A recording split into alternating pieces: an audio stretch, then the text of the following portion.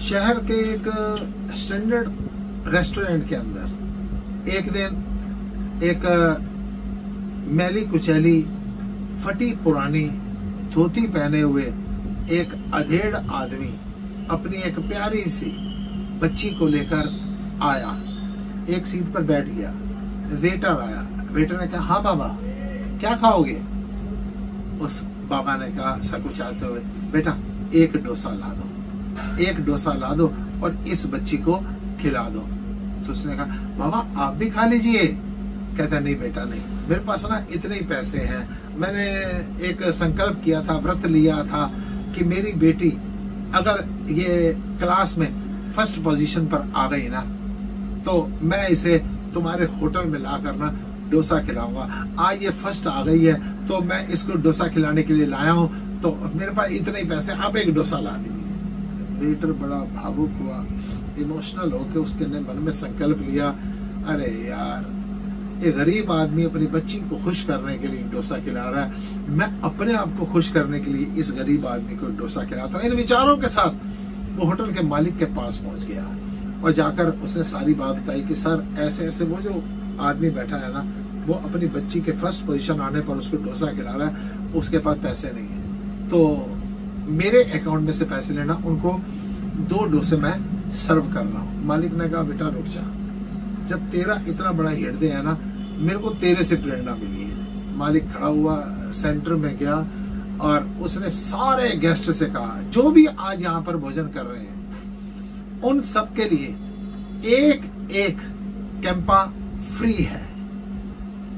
सब देख रहे किस लिए कि आज हमारे ये आदरणीय बाबूजी आए हैं, इनकी बेटी फर्स्ट आई है।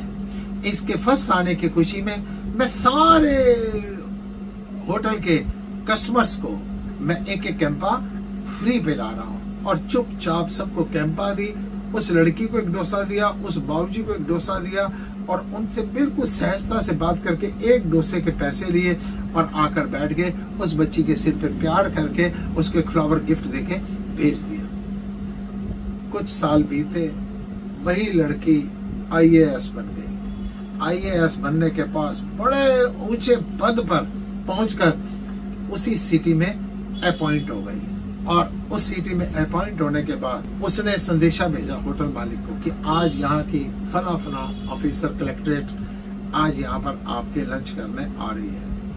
अब मालिक खुश भी हुआ और अंदर सहम भी गया, इतनी बड़ी कलेक्ट्रेट यहाँ आ रही है, कोई कमी ना रह जाए। और कलेक्ट्रेट वहां पर पहुंची, ऑर्डर किया। टेबल पर पहुंचने के बाद उस मालिक के पास पहुंच गई जो अब थोड़ा थोड़ा और बड़ा हो चुका था। उससे कहा सर आपने मेरे को पहचाना है? नहीं मैडम, मैंने प्लीज आपको नहीं पहचाना है। उसने कहा सर मैं वही लड़की हूँ जो आज से कुछ साल पहले अपने बुजुर्ग बाप के साथ यहाँ पर आई थी। मैंने एक डोसा मांगा था आपसे और आपने रेस्टोरेंट के हर एक गेस्ट को एक कैंपा पिलाई थी। मेरे पापा को भी डोसा खिलाया था और मेरे को भी खिलाया था, मेरे को एक फ्लावर दिया था। आपने मेरे को मोटिवेट किया था, आपने मेरे को सम्मान दिया था।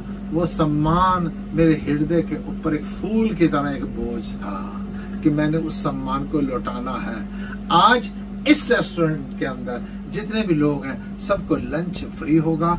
इस रेस्टोरेंट को इस शहर का सबसे सर्वोत्तम रेस्टोरेंट घोषित किया जाएगा और आपको और आपके वेटर को बहुत बड़े सम्मान के साथ इस शहर में नवाजा जाएगा।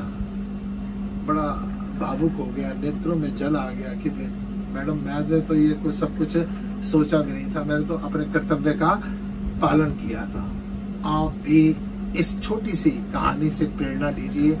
अगर किसी आदमी को आप गरीब देखकर उसकी तौहीन कर रहे हैं, उसका मजाक उड़ा रहे हैं, तो याद रखना समय बदलते देर नहीं लगती, कोई गरीब कब अमीर बन सकता है। परमात्मा की रजा से राई पहाड़, पहाड़ राई कब बन जाती है कुछ पता नहीं चलता।